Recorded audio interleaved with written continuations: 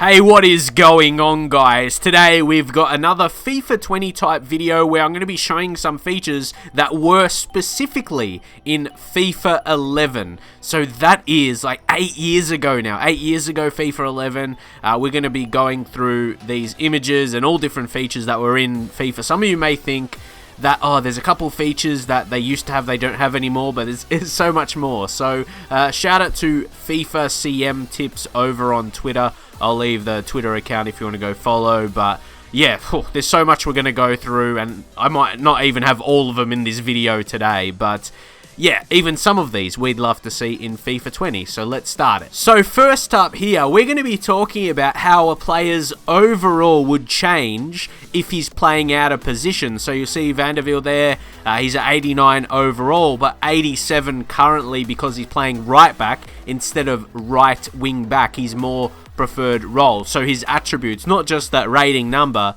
yeah, his attributes would go down a little bit because, yeah, he's not playing in his favourite position, which makes sense. But then Ronaldo having the other side of the spectrum here, and also peep that team chemistry as well, where chemistry started in FIFA games in career mode.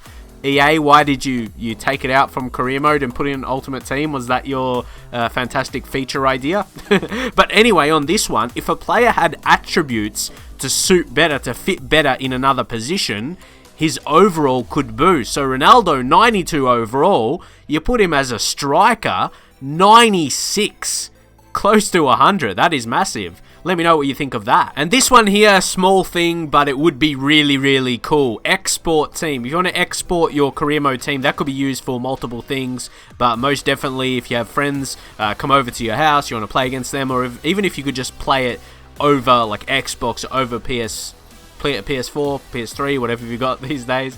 PS5, that wouldn't be too far away. But yeah, you get the point. You could play with your friends over Xbox, PlayStation, with your certain teams, with your career mode teams. Let me know if you would like to see that and how often you'd use it. But it definitely would be fun. If there's not an online career mode going to be in the game, this could be the next closest thing where it would be fun. It would be fun to play against your friends and see how you fare against their career modes, their career mode lineups. And this is one that has been around that people will always say in terms of old features to bring back, adjusting the ticket price. Once more, it's something really, really simple. A lot of these are little things. A lot of these things will be so small, and EA should really bring them back. Really. You almost can't fathom why they aren't in the game anymore and why EA would remove them. It doesn't really make sense for a game. Like why would they take out things that people are not complaining about, were not complaining about? Like, how can you make sense of it? It's so interesting. And like I said, ticket prices, no one was complaining about it, right? And one of the other favorites, especially for myself, sponsors. This will bring so much more to the game because it's just the fact of having sponsors in the game, to see that, like Direct West Air, just, yeah, so many different sponsors you could have, and it would be fun because they would give you more expectations. You'll do what the board will want from you, and then you can have this will be more tempting for the money, or not more tempting exactly, but just give you more to play for, because obviously you always want more money in career mode. You always want more money, so, and it's still something extra too. It's not just the fact of getting more money, but it's where you don't get bored. You always see, okay, we need to do that.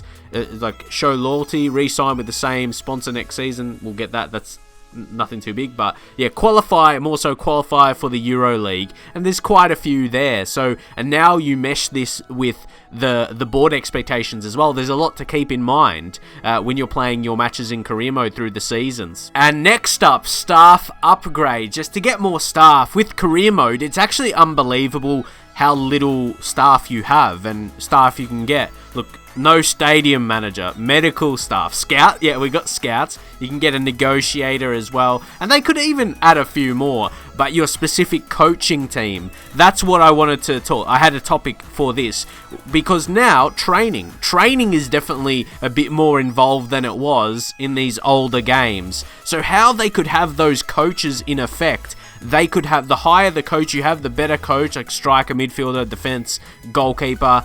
the higher percentage your player grows, like your young players grow, when you do your training. You know, when you do a training session and they go up a little bit in their attributes, if you had better coaches, they go up a little bit more. If you had the lower ranking coaches, they don't go up much, obviously. So that would be a perfect way to have those in effect, and worth putting money into, as that helps your players' development. So most definitely for this reason.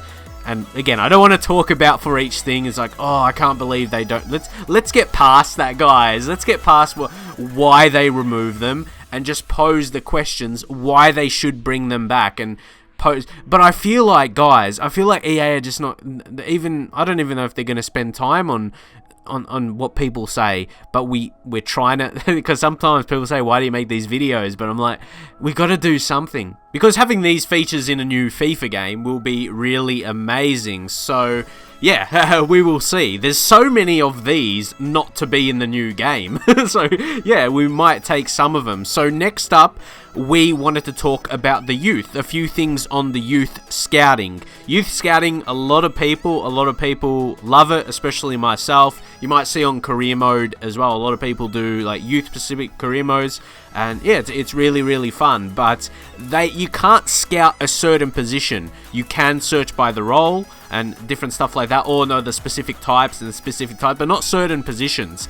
Say if you want like a left back or a right back, centre back, you know, striker, centre forward, like it need to be more specific. It will be great if you can be more specific with that anyway, instead of searching for like physically strong kind of players. You know, that kind of stuff. So yeah, let me know. And also something else that used to be in career mode with your youth players, you can see their projected, like their expected growth curve, which was pretty cool. You wouldn't just see or you couldn't see they're just now it's just like the potential. You see their overall, obviously, and you see their potential, but to have that expected growth curve, and if it was a bit more dynamic from player to player, not as structured, yeah, that will be really nice too, because a lot of people have talked about it. They don't want we want to see the potential a bit more dynamic. So yeah, have it written into the game like that, how their growth curve is not the same. And now here,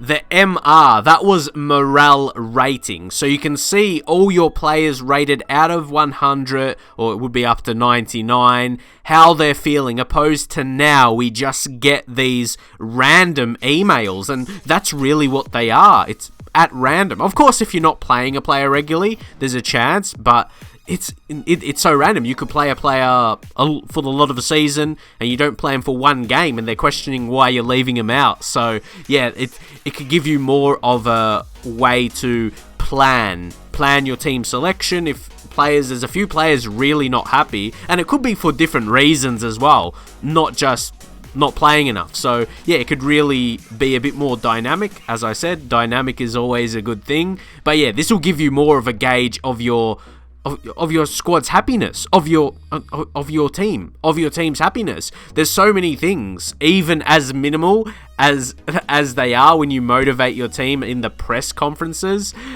before each match. You can't get a gauge of what their morale actually is. You're just like, okay, I'm assuming that's gonna boost their morale, but you don't have any. That's one of the laziest things in a game, to be honest. You can boost their morale, or you can try and boost their morale, but you can't see if you have or not. Huh? Oh man, there's so many things in career mode like that where you're in the loop.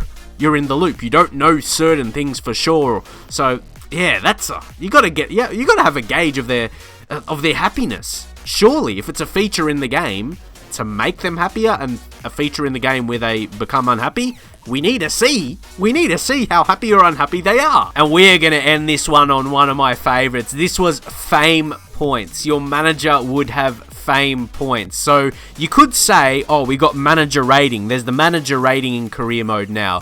So what we want to at least take a look at is the details where you get those fame points. Or even right now, if we talk about manager points, we don't know. You assume when something happens, if you start getting a lot of wins, your manager rating goes up, or you achieve something that your board wants. But there's a lot of assuming going on. Like right here, you can see the fame point details. Match win, you get 50. You get 50 points. Cup match win, you get 30. So it gives you some details of how you get those. So right here, it says you have achieved footballing greatness. You are the single most important figure in football. Like, that gives you that special feeling. Like, you don't get those messages, and it doesn't give you the same feeling you've worked towards that. Look at that, perks. 5 times influence on transfer talks. Look how cool this will be. 6 times influence on board confidence. 30% increase on the transfer budget. There's nothing like this in career mode at the moment. This will make it so fun because it gives you something to work towards, and not just you can track it. You know what you're going to get points for and how much you can get them for, and yeah, you've got perks to work towards, guys. Oh, see, again, and that's just a few. Depending on your manager, there could be even more. Then you could have influence, extra influence on the transfer talks. You can get players for cheaper, sell players for more, especially with how that is the feature in the game, obviously with negotiations and all that. This builds on that, and then the influence on the board confidence. When you get to that higher level, maybe it'll be harder for you to get sacked because you've had success previously. And now I don't think that is. Like, you could have a bad season, get sacked just like that. Fair enough. And then that percentage increase on the transfer budget, and you could have different than 30. Oh, this will be so fun, guys. This will be amazing. I told you, this is my favorite one. Like, I love this. When I was younger playing career mode, like I said, this was 8 years ago. This is 8 years ago. So, oh man, I love this. I love that feature. So yeah, anyway, let me know, out of all of these, which ones would you like to see? This one, not just because it's the last one, but this gives you so much more to play the game for. So yeah, hope you enjoy the video, and I hope we see some of these in FIFA 20. We'll see, but anyway, subscribe for more, and I'll see you guys in the very next video.